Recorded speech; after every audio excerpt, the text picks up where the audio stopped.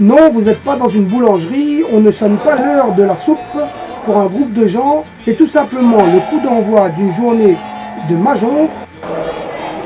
Tout d'abord, une explication s'impose pour tout débutant que nous sommes. Alors d'aujourd'hui, la fédération compte combien de licenciés?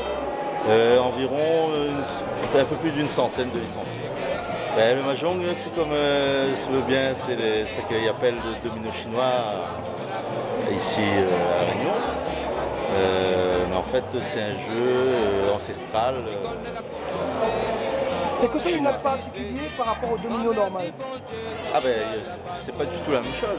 Disons, il ressemble plus à un jeu de cartes qu'un jeu domino vraiment simple. Ce jeu simple, comme ils le disent, pour certains, mais pas pour d'autres, est pratiqué par de nombreux adeptes qui se sont donné rendez-vous dans la salle polyvalente du Ruisseau autour de l'incontournable présidente du club de Saint-Paul, avec en plus un bon repas chinois, qui dit mieux. En Renetta, donc le club Dragon Rouge de Saint-Paul, on organise des initiations le mardi et le vendredi à la salle polyvalente de l'étang Saint-Paul. On a commencé depuis 8 h ce matin, donc il y avait le petit déjeuner, puis on a commencé. Et ce matin on a fait 2 parties, là on prend un petit repas. Et cet après-midi on aura encore 2 parties, et puis il y aura le pot et puis la remise des prix. Aujourd'hui, c'est le maire. C'est un tournoi open, c'est ouvert à tous les Européens.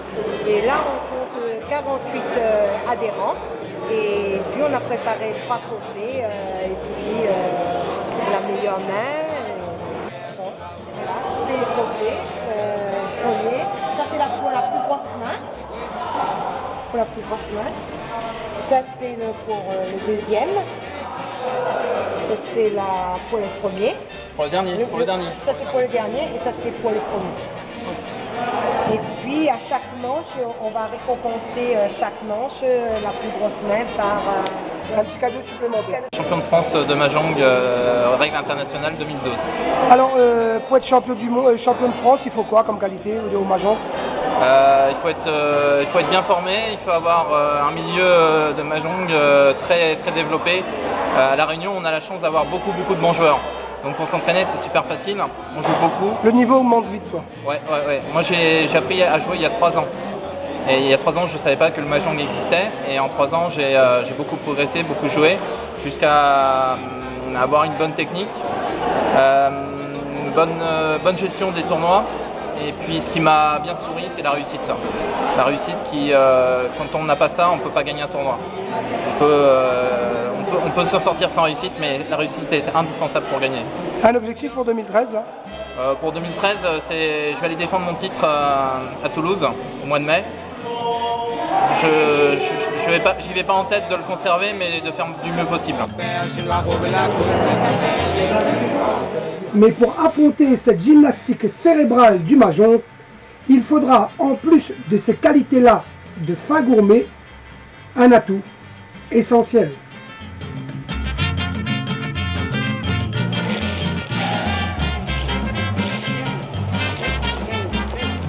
Le soir sur le point bazar. Il faut d'équipe déjà d'une part. C'est à peu près comme la belote, c'est-à-dire qu'on est... Non, pas tout à fait, c'est encore plus stratégique. D'accord. Et en plus, il faut aimer ce jeu-là, aimer. Et puis, ce qui est formidable, c'est que c'est une progression comment dirais-je, ça permet ton cerveau de bien travailler.